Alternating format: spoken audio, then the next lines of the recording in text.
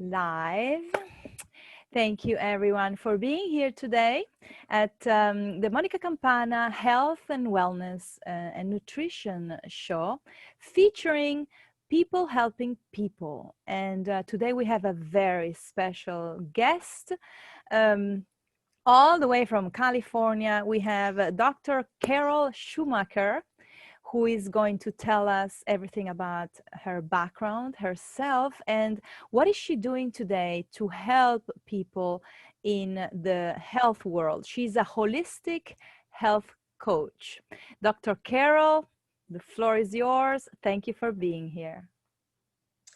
Thank you so much, Monica. I'm so thrilled to be on your show and can't wait to have this conversation going. So yes, I'm Dr. Carol, that's how people call me, and I'm a holistic health coach.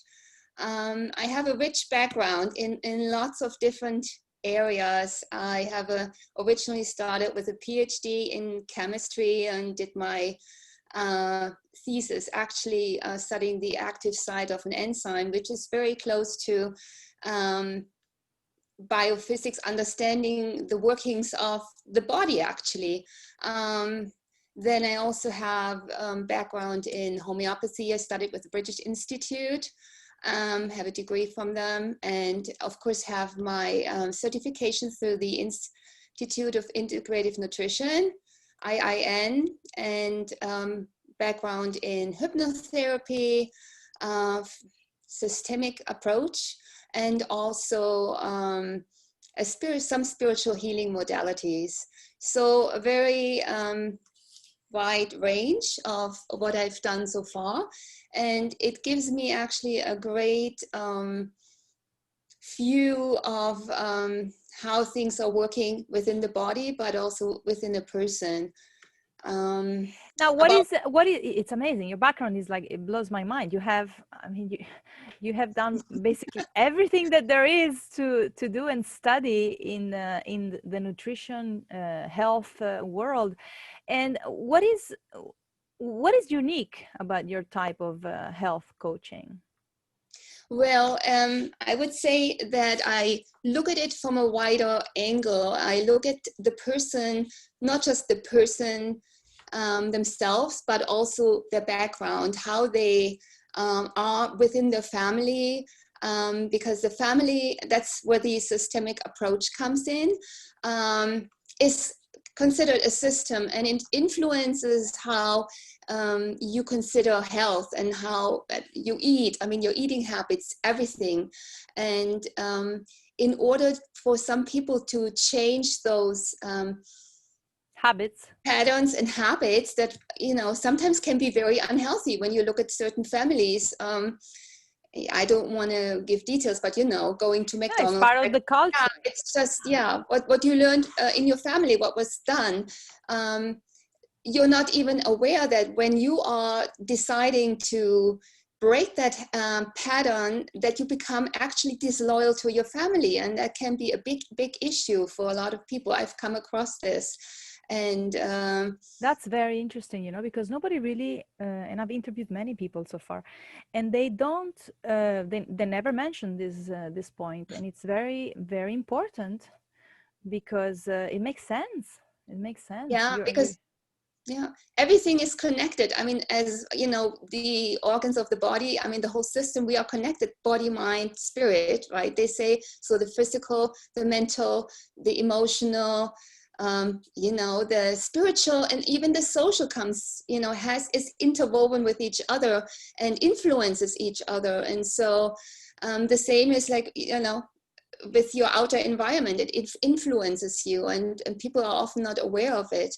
It's like your aunt or your mother might have the habit of cooking a certain way, and it's really difficult to break free from that. I mean, no, I wanted to ask you, you bring up the family. You had some, I mean, something developed in you, and it came from your family, right? I mean, this love for health, and how did you get to this point? Yes.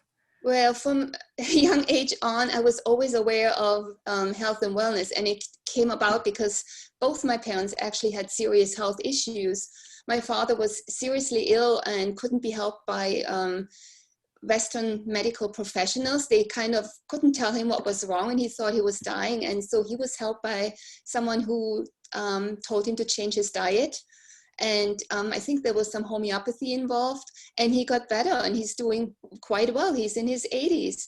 And same with my mother, she got seriously ill. So growing up, I was always around health and exposed to health. I don't know how to say it. It was always about nutrition. My parents already switched from the regular German, you know, diet they grew up with to something different. They modified. Which is what? What is the German diet? Well, sauerkraut and bratwurst and Schweinshaxe. I don't know. I don't know. Not very healthy. Not very healthy. It's not very healthy, right? And so I think they belonged then to the muesli generation, right? There was a lot of bread, grains involved. And for example, me, I'm not doing this anymore either. But so I switched my diet as well. But I have seen my parents change their diet and achieve health, and so gave me the freedom to do the same. Yeah, it's wonderful. And so what is it like so you have this holistic approach, and you, of course, you do one-on-ones, right? You do one-on-ones. Yeah, so far I've been doing mainly one-on-one coaching, and I'm now reaching out into small group coaching because I realized that some people want the support of a small group. The community is quite effective and supportive in, you know, the change of habits and patterns. And also it becomes more affordable, right? Yes. But you know, some people sometimes say, why do I need a health coach even, right? And I always say, yes, I mean, do it on your own, but very often we get stuck in on the way. We do like a 7-day challenge, we do like a 30-day program, and then after a few weeks, back to square zero. Yeah, we get it back, right? And it is, when you work with someone, that they hold the vision for you in a way, and remind you what your goals were originally, and also, you know, help you develop the trust in yourself, empower you to make the changes that are necessary.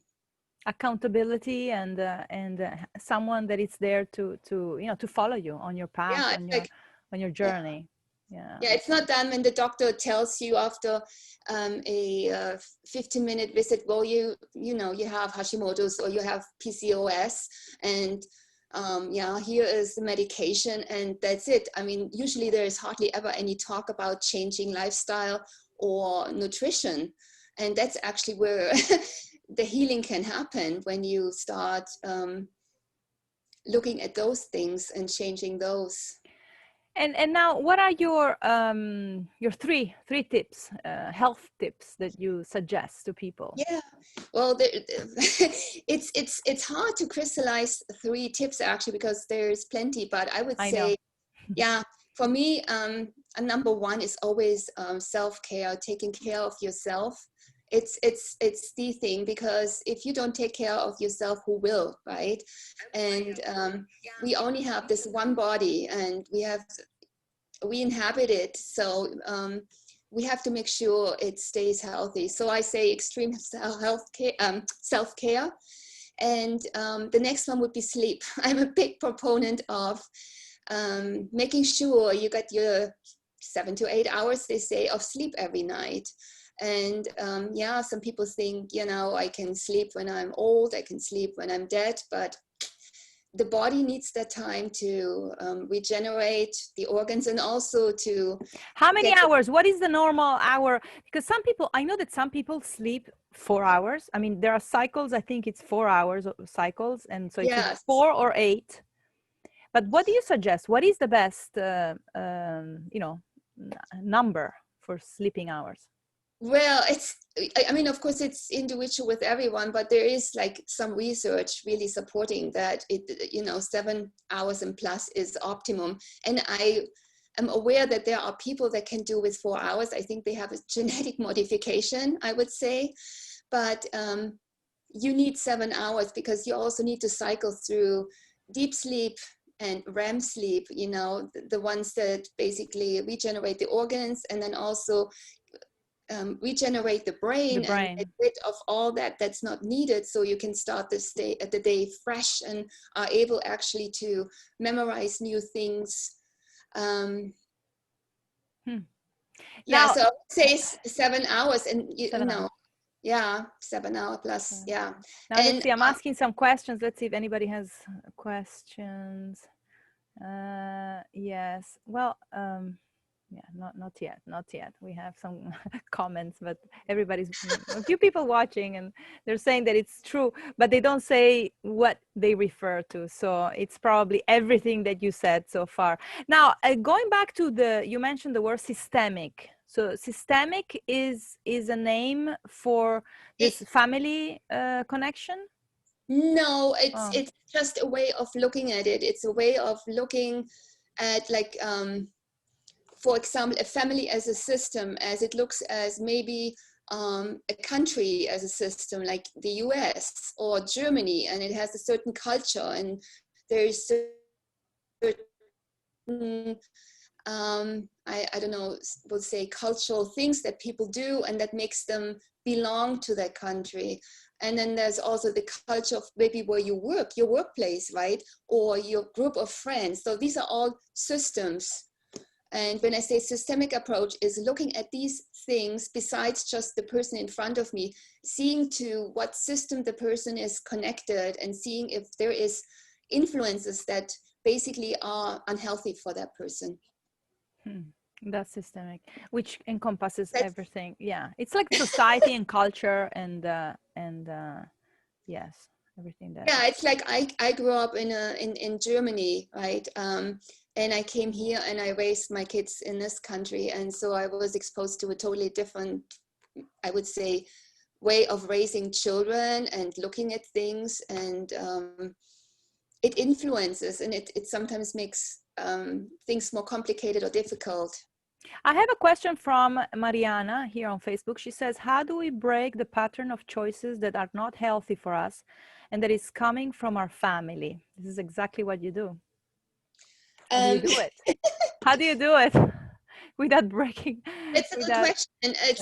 The first step would be to bring awareness to what is going on there, and very often it's unconscious, and it's called a loyalty to the system or loyalty to a certain person in the way they do things, and you do it out of love because you want to belong.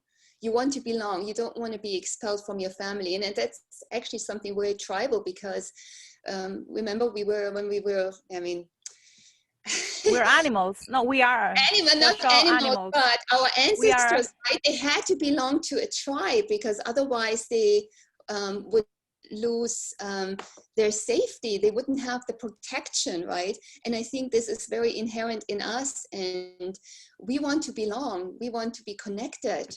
That's a very deep longing, what we all have. And we want to belong to our family. We want to be part of the family. And so how do you do it? Slowly, and slowly? And we don't realize that we can still be part of the family, even though... How do you do it? How do you do it? You tell them, yeah, you know, it's like if your mother gives you this big... delicious dish with pork and all these things, you know, and you say, I'm sorry, I can't eat. I mean, how do you do it? It's hard. Yeah, it's hard, but I mean, when you come to the realization that you can still belong, and that you are still loved, and that you can still love, you can do it. But as long as you're not aware of it, you will still unconsciously continue with unhealthy patterns, right? Yeah, so the first step is being aware, like awareness that you are you know, you are not eating very healthy, especially because, you know, there are I mean, bread. I mean, I'm Italian, and my parents used to eat pasta with bread. I mean, it's like so much gluten and so much and it's not healthy. And slowly I just said, you know, I don't eat bread, you know, and then slowly they're not eating bread either. So yeah, I hear you, Monica. I hear you. I pretty much had the same journey. I grew up in an absolute bread culture, lots of gluten, right, and also dairy. I remember going into the village and getting fresh milk. These days, I don't eat dairy and I don't eat gluten. I mean, hardly any grains. And in the beginning, when I started doing this, and I did it for my own health reasons, my parents would say, "What are you doing? That's unhealthy, right? I mean, you have to eat bread, possibly, but it served them well. But you know, there's always the concept also of bio-individuality. Not everybody is the same, right? So we have to consider this as well. Whatever serves you maybe doesn't serve me. So Exactly. It's all, you know, everybody's different, and you yeah, have to and see it can what get works for very you. Yeah. yeah. And so many people, you know, sometimes they live their lives, most of their lives, not knowing that they have specific, the other day, a lady said, "Oh, I lived all my life with a very minor type of celiac disease, which is, you know, this gluten issue." And Yes. but doctors couldn't detect it because it was very mild. It's And very subtle, yes. And and it shows up in symptoms you don't actually correlate with what you eat, right? And yeah. it can show, I mean, some stuff can, like in food sensitivities, can show up 2-3 days later even, and you don't make the connection to what you ate 2 days ago. Yeah, And listen, you pumped up this person. I don't know where they are. Her name is RC. RC, thank you for sharing wisdom. Pumped to eat healthy now. All right, now keep it up. Don't just that's wonderful, Asi. Yeah, that's nice. That's nice. I love that. And then we have someone who just moved. She just moved to Germany, and eating bread and drinking is a big part of the culture. It's hard to resist. Now, how do you? I think one suggestion is like if you have to go out, and I heard it from someone, Yes. you first eat like a little snack before going out, so that Yeah. you're not so hungry when you are in front of, you know, the big I don't know, potatoes and chips and the huge beer. I mean, drink water before. I don't know, what is your suggestion, Dr. Carol, in a situation like that? I would say the same. Like I've been in that situation. So if I know, for example, that something is being served that I can't eat, either I bring my own dish, you know, like side dish or something, if it's in a private circle, or if I go out, I make sure maybe picking a restaurant that serves that type of meal I can eat.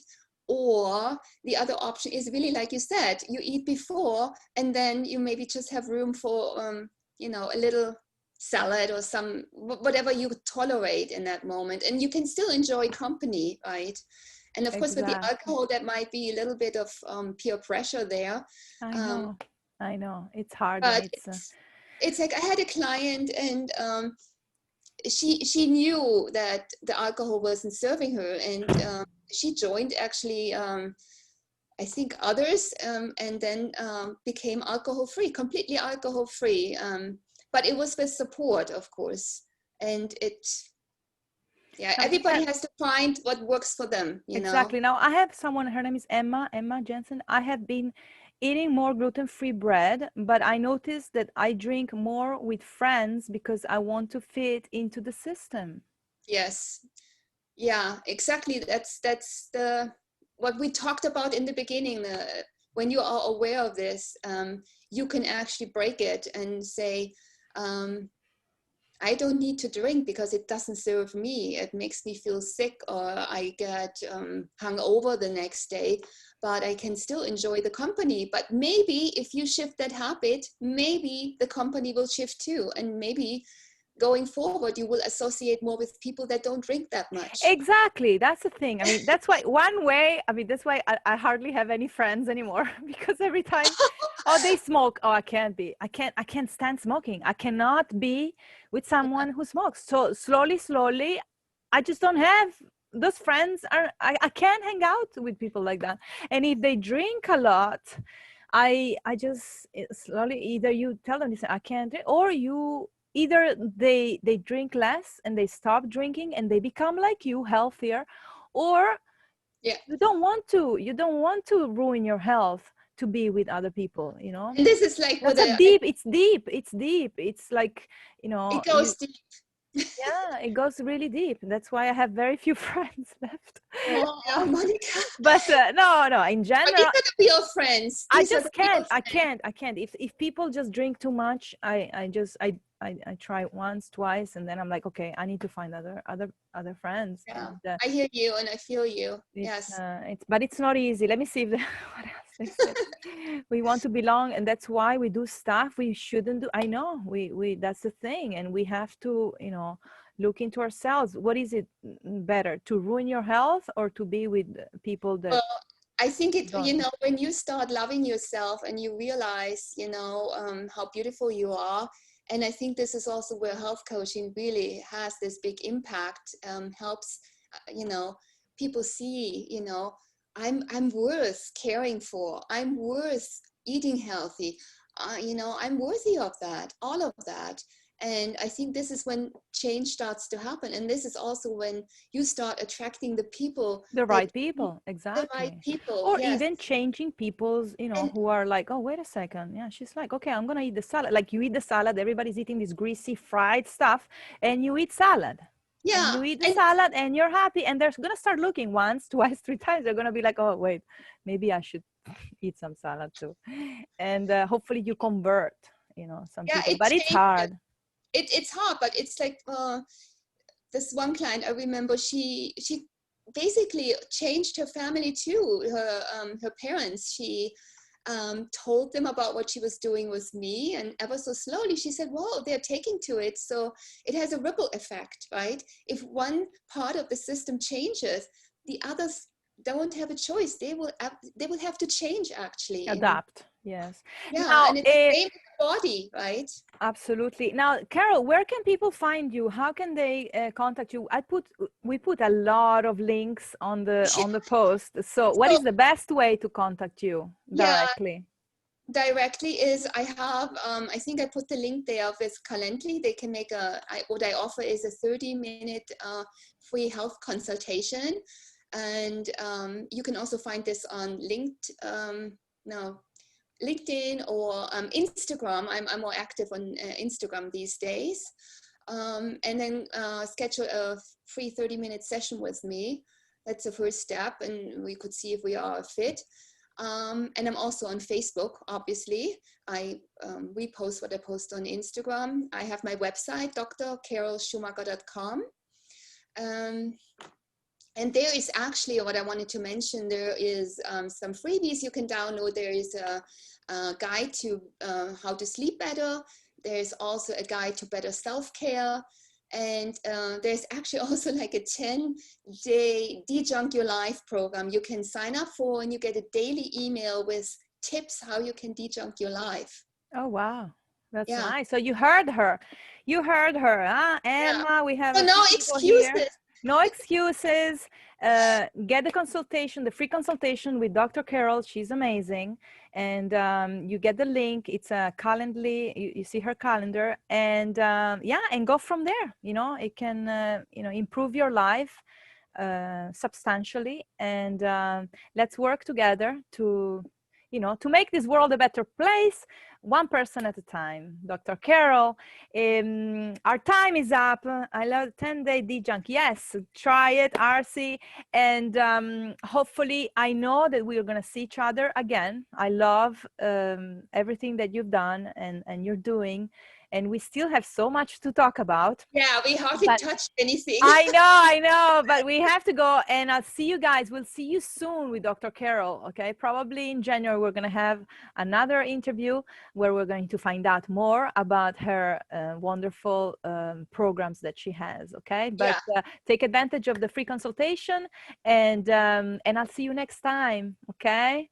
Thank you Yes, for being Monica. here, guys. And thank you, Carol, Dr. Carol. And until next time, okay? Mwah. Yes. Ciao, everyone.